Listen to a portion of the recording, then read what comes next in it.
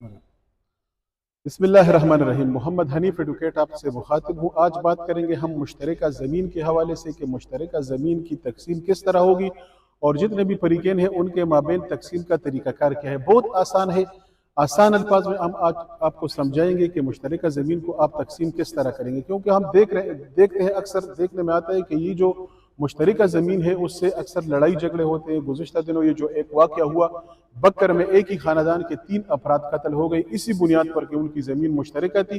ایک فریق جو ہے نا ایک جگہ پر قابض تھا اور دوسرا فریق دوسری جگہ پر قابض تھا۔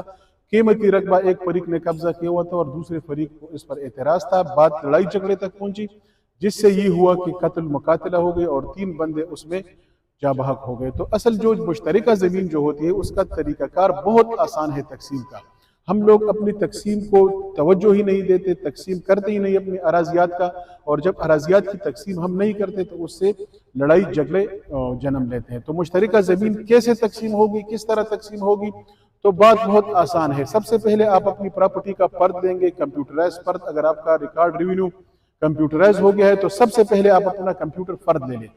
دوسرے نمبر پہ آپ اس کا عکس لے لیں، اس کا فیلڈ بک لے لیں، اور ساتھ ہی ایک سادہ درخواست اپنے اسسٹنٹ کلیکٹر، اسسٹنٹ کمشنر اس کو تقسیم کے لیے لکھ دیں، اور وہ جو تمام فریقین جتنے اس زمین میں مالکان ہیں ان کے نام آپ تحریر کر دیں کہ یہ پراپرٹی ہے ہمارے درمیان مشترکہ ہے۔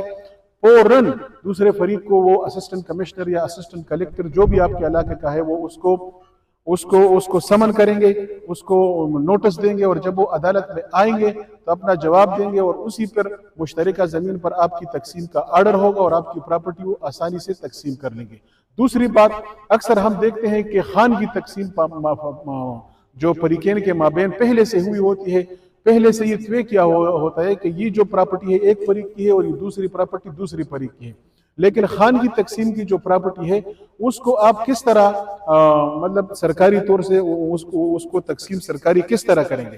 تو اس کے لیے بھی آسان طریقہ کار ہے۔ جتنے بھی فریقین ہیں اگر آپس میں ایگری ہے، ان کے مابین یہ معاہدہ ہو گیا ہے کہ ہم نے یہ پراپرٹی آپس میں خانگی طور سے تقسیم کی ہے، تو ایک سٹامپ پیپر لکھ لیں گے اپنے درمیان، معاہدہ جو ان کا ہوا ہے اس میں وہ لکھ لیں گے کہ یہ والی پراپرٹی اس فریق کو ملی ہے اور یہ والی پراپرٹی دوسرے فریق کو ملی ہے، اور اسی اسٹامپ پیپر کے ساتھ آپ ایک سادہ درخواست اپنے اسسٹنٹ کمشنر اور اسسٹنٹ کلیکٹر کو لکھیں گے، اور اسی درخواست پہ بغیر کسی وکیل کے، بغیر کسی اتنے تکلیف کرنے کے، بغیر کسی مشقت کے، آپ جب وہی درخواست دیں گے اسی درخواست پہ وہ آرڈر کریں گے، اور آپ کا خانگی تقسیم جو ہے نا وہ اس کا آرڈر کر لے گا، اور آپ کے نام آپ کی پراپرٹی الگ سے تتمہ کاٹ کر آپ کا الگ نمبر بن جائے گا اور آپ کو اپنی پراپرٹی مل جائے گی۔